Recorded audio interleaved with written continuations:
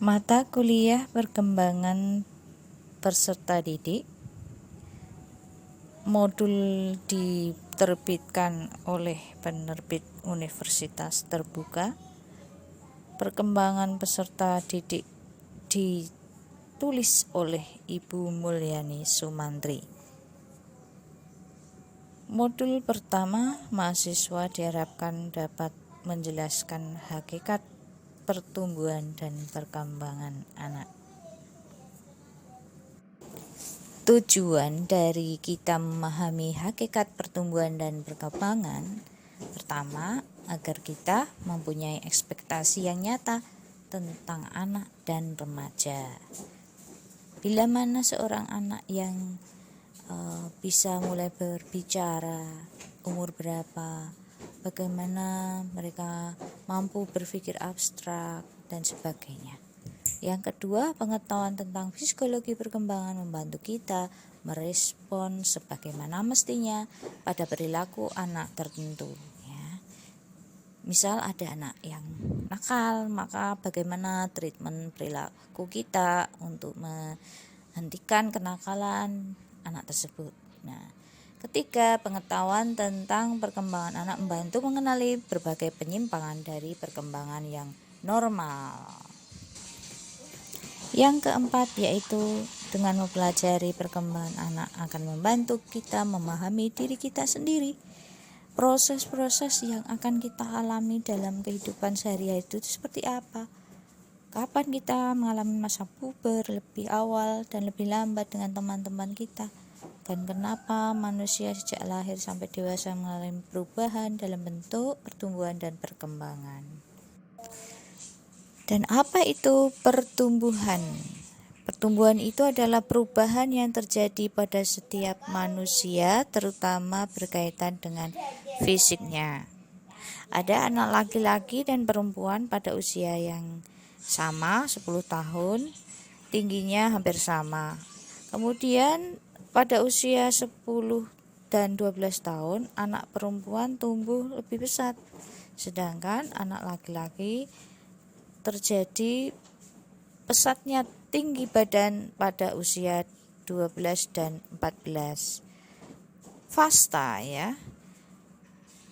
Teorinya mengatakan bahwa tinggi badan berlangsung sampai sekitar umur 15 dan sampai 16 tahun pada anak perempuan, sedangkan anak laki-laki sampai umur 17 dan 18 tahun. Oke, pertumbuhan itu adalah perubahan yang terjadi pada setiap manusia berkaitan dengan fisiknya. Anak laki-laki dan perempuan pada usia 10 tahun hampir sama tingginya. Namun, setelah antara 10 dan 12 tahun, anak perempuan tumbuh dengan pesat. Sedangkan laki-laki itu terjadi umur 12 dan 14. Fasta menyebutkan bahwa tinggi badan berlangsung sampai sekitar umur 15 atau 16 tahun pada anak perempuan dan pada anak laki-laki sampai umur 17 dan 18 tahun. Bagian tubuh tumbuh dan berkembang berbeda kecepatannya. Anak perempuan lebih awal masa pubernya daripada laki-laki. Banyak faktor juga mempengaruhi pertumbuhan dan kematangan seorang anak. Genetika, faktor genetika memang diturunkan sangat penting. Namun selain itu ada juga faktor lingkungan seperti pemberian nutrisi kepada anak disuruh olahraga, ada penyakit dalam tubuh anak, dan kesehatan anak tersebut juga mempunyai peran penting terhadap pertumbuhan dan kematangannya. Perkembangan. Menurut Santrok-Yusen, perkembangan adalah pola gerakan atau perubahan yang dimulai pada saat terjadi pembuahan dan berlangsung terus selama siklus kehidupannya. Psikologi perkembangan ini memusatkan pada perubahan perilaku dan kemampuan yang terjadi pada saat terjadinya perkembangan. Seperti menjelaskan perilaku anak dalam perkembangannya, kapan bayi mulai berjalan, keterampilan sosial khusus apa yang akan dialami usia tertentu, apa konflik dengan temannya, dan juga mengetahui identifikasi sebab-sebab dan proses yang menghasilkan perubahan perilaku. Beberapa proses pertumbuhan dan perkembangan peserta didik. 1. Masa perkembangan yang cepat. Pertumbuhan yang cepat. Anak mengalami pertumbuhan yang cepat daripada spesies lain. Perubahan ini menyangkut interaksi sosial, perolehan dan penggunaan bahasa, kemampuan mengingat, dan fungsi-fungsi yang lain. Yang kedua, pengaruh lama. Mempelajari anak ialah bahwa peristiwa pengalaman yang tahun-tahun awal memberikan pengaruh lama dan kuat terhadap perkembangan individu pada masa berikutnya. Apa yang terjadi hari ini? Itu menurut para ahli teori psikologi itu ditentukan oleh perkembangan ketika masa kanak-kanak. Yang ketiga adalah proses yang kompleks. Di sini contohnya adalah bagaimana seorang anak menggunakan proses berbicara yang sederhana sampai yang dia menjadi dewasa dan bisa berbicara yang lebih kompleks. Bagaimana para peneliti mencoba memahami perilaku orang dewasa yang kompleks itu ya.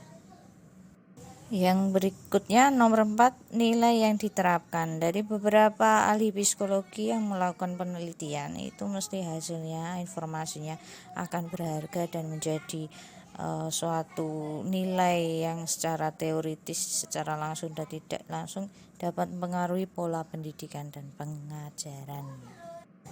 Yang berikutnya adalah nomor 5, masalah menarik. Anak merupakan makhluk yang mengagumkan dan penuh teka-teki serta menarik untuk dikaji.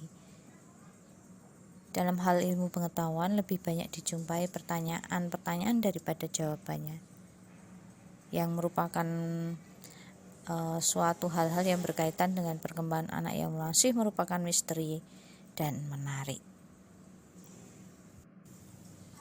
Menurut Santrok, banyak aspek yang dipengaruhi oleh faktor genetik, seperti halnya kecerdasan dan temperamen merupakan aspek yang paling banyak ditelaah karena telah dipengaruhi oleh faktor keturunan atau genetik. Perihal kecerdasan. Kecerdasan itu diwariskan atau diturunkan. Ini menurut Arthur Jensen 1969. Arthur Jensen mengemukakan bahwa budaya dan lingkungan mempunyai peranan minimal dalam kecerdasan. Jensen mengemukakan bahwa IQ yang diukur dengan tes kecerdasan yang baku merupakan indikator kecerdasan yang baik. Pendapat ini mendapatkan kritikan dari beberapa ahli karena IQ tes itu hanya menyentuh sebagian kecil dari kecerdasan. Jensen mengemukakan kecerdasan sebesar 80% berasal dari keturunan.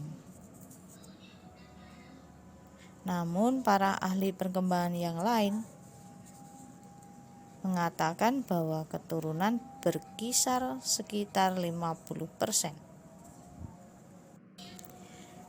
Temperamen. adalah gaya perilaku karakteristik individu dalam merespon. Menurut Thomas Chess, ada 3 tipe temperamen: mudah, sulit, dan lambat untuk dibangkitkan. Anak yang mudah umumnya mempunyai suasana hati positif dan cepat membentuk kebiasaan teratur dan menyesuaikan diri dengan pengalaman baru. Anak yang sulit cenderung bereaksi negatif dan lambat dan sering menangis pada pengalaman baru. Anak yang lambat untuk dibangkitkan punya tingkat kegiatan rendah, kadang negatif, dan penyesuaian diri rendah dengan lingkungan dan pengalaman baru. Menurut Chess dan Thomas, temperamen adalah karakteristik bayi yang baru lahir dan akan dibentuk dan dimodifikasi oleh pengalaman-pengalaman anak pada masa-masa berikutnya. Peneliti menemukan indeks pengaruh lingkungan terhadap temperamen sebesar 50-60 menunjukkan lemahnya pengaruh tersebut. Singkat kata, dikatakan bahwa keturunan mempengaruhi temperamen.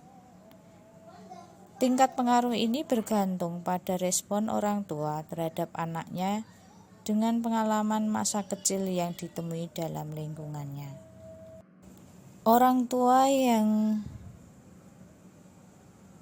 menjauh dari anaknya yang sulit akan membuat anaknya yang sulit akan lebih sulit lagi. Orang tua yang luwes dapat memberi pengaruh yang menenangkan terhadap anak yang sulit dan akan tetap menunjukkan kasih sayang walaupun anak itu menjauh atau berkeras kepala. Jadi, posisi orang tua harus tetap lembut terhadap anaknya yang sulit. Adanya interaksi keturunan, lingkungan, dan perkembangan. Disebutkan bahwa keturunan dan lingkungan berjalan bersama, bekerja sama menghasilkan individu dalam perkembangannya. Pengaruh genetik terhadap kecerdasan terjadi pada awal perkembangan anak dan berlanjut terus sampai dewasa.